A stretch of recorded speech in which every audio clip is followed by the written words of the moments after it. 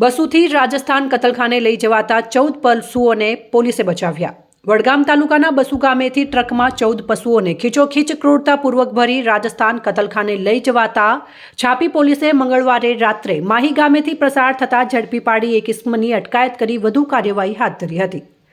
વડગામ તાલુકાની છાપી પોલીસ દ્વારા મળતી માહિતી મુજબ છાપી PI HR Vaghela, ASI Udaysinh તેમજ સુરેશભાઈ મંગળવારે રાત્રે પેટ્રોલિંગમાં હતા। તે દરમિયાન બસુ ગામ તરફથી એક પૂરઝડપે આવતી ટ્રકને ઊભી રખાવી ટ્રકની તલાશી લેતા ટ્રકમાં ક્રૂરતાપૂર્વક ખીચોખીચ ઘાસચારા કે પાણીની સુવિધા વિના 14 ભેંસો ભરેલી મળી આવતા ટ્રક ચાલક પાસે પાસ પરમિટ માંગતા કોઈ જ પરમિટ ન હોવાનું જણાવ્યું હતું।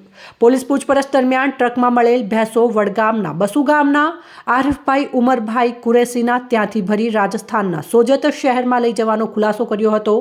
છાપી પોલીસે પ્રાણી ક્રૂરતા નિવારણ અંતર્ગત ગુનો નોંધી ટ્રક ચાલક મોહસીન ખાન હબીબ ખાન બલોચ રહેવાસી મહેડૂબપુરા બાપુવાસ તાલુકો ખેરાલુની અટકાયત કરી વધુ તપાસ હાથ ધરીને કુલ રૂપિયા 10,80,000નો મુદ્દામાલ જપ્ત કરી ભેંસોને ગૌશાળાને સોંપ્યા હતા।